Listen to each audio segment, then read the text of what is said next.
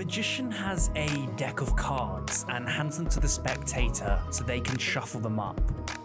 The spectator shuffles the cards as much as they like.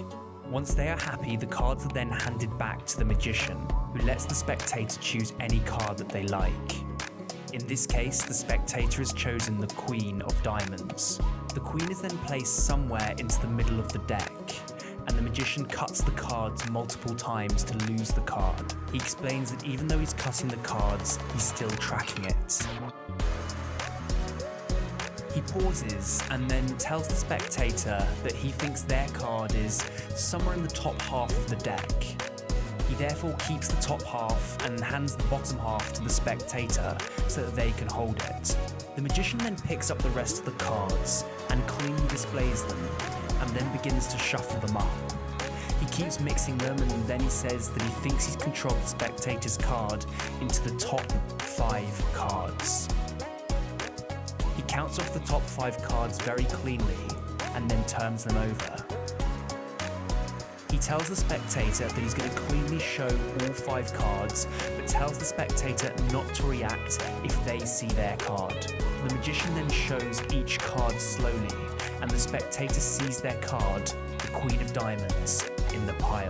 The magician then confirms that the spectator saw their card, and the spectator agrees. One more time, the magician counts out all 5 cards. That's 1, 2, 3, 4, 5, one of which is the spectator's Queen of Diamonds. The magician then says he's going to make the spectator's card jump into another pile. He takes what he thinks is the spectator's card, palms it, and then the card vanishes. In the magician's hand, he now only has 1, 2, 3, 4 cards.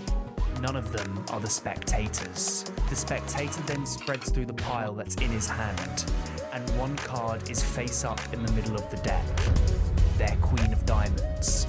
The spectator is fooled. So the secret to this effect is really simple. You're going to love it. It uses a borrowed shuffle deck of cards. So here's how you do it. So the first thing you want to do is allow the spectator to shuffle the cards until they're completely happy with it, and then give them the opportunity to choose any card. So in this case, they've selected the 9 of clubs. The first thing you need to do as a magician is control the 9 of clubs to the top of the deck without them knowing. So the way in which you can do it looks like this. Take their card, you put it somewhere back into the middle of the deck, you cut the cards, and it looks like you cut it into the deck, when in reality their card is now on the top. Use any control you like. If you want to learn this control, then very simply all you do is take their card, place it into the deck, push it in until you've got about an inch remaining, and then you push down on this card and square everything up, and this creates a massive break in the deck. Now you just cut the cards from that break, and their card is on top. Very, very simple. So learn that, and once their card is on top, you're ready to proceed. So the next thing you do is you now need to split the deck in half and just tell the spectator that you think their card is in this top packet here. So you hold on to them and you give the other cards to the spectator. At this point, the next thing you need to do is control their card third from the top. Very, very simple again. You hold the cards like this and you just do an overhand shuffle. But what you do to begin is you peel off 3 cards. So you peel off their card, which is here. So you go 1, 2, 3, and then the 4th card, you out jog it. So you leave it sticking back here, you shuffle the rest of the cards on top, and then all you do now is you pick up the cards from the out jog, and you can see this creates a natural break in the deck, and then you just shuffle all the cards until you get to that break, and then dump these 3 cards on top. Now the spectator's card is third from the top. You turn to the spectator and you just say, I think your card is somewhere in the top 5 cards. I think I've controlled it there. So you cleanly count off 5 cards. You go 1, 2, 3, 4, 5, and then you turn these cards over and you tell the spectator that if you see your card, make sure you know it's in the top 5, but don't give me an idea of which card it is. So you peel off the top card, you peel off the 2nd card. Now the 3rd card is their card, and this is where the sleight happens. you peel off their card, but you keep a pinky break underneath it, just like that. And then when you peel off the fourth card, you deposit this card on the bottom of the deck here. So you peel this card off whilst stealing that card to go on the bottom of the deck. So now the 9 is here. And then you show the final card. So at this point the spectator thinks there's 5 cards here, when in reality there's actually 4 because you've stolen their card. Now this move looks a little bit complicated, but it's actually really easy to do. Just give it a go, pick up some cards, you count 1, 2, 3, 4, 5, and their card has been stolen onto the bottom. You then ask the spectator if they saw their card, at which point they'll agree, and you just casually put these cards onto the pile here. Now you'll notice that it means their card is now in the middle of the deck in this position. Finally, you just turn over these cards, and again like before, you want to count out 5 cards. So you count out 1, 2, and on this second card you get a pinky break underneath it. So you go 2, and just like before, you're going to steal this card back under this packet to make it look like you've got 5 cards in your hand. 3 that have stolen this card, 4, 5. So they think there's 5 cards in this hand here. You then very simply vanish 1 card. I like to do it this way. You just pick up a card like this, you pretend to take it, but all that's happening is you just drop it, and then you say the card has jumped into here. You reveal there's only 4 cards, and their card is now in the middle of the deck in this position. I'm going to be showing you a really cool card trick that has a great effect on the spectator. Also, it is an impromptu trick, so I could go ahead and give the deck to the spectator, and they would shuffle up the cards, just like so. And from here, I would tell the spectator that I'm going to turn over the top card, and that card is going to be their card. So in this case, we have the 5 of clubs. So from here, I would just tell them I'm going to place their card, let's say somewhere completely random in the middle of the deck. So now with their card in the middle of the deck, I'm going to just give it one more riffle shuffle, so we can get their card completely lost in the deck. So from here, I'll tell the spectator to say stop anywhere they want as they riffle down the side of the pack. So I would go ahead and do it. So let's just say they say stop right here. This is a completely random place where they said stop. And I'm going to show you that the place where you said stop wasn't any random place. You actually said stop right where your card was, the 5 of clubs.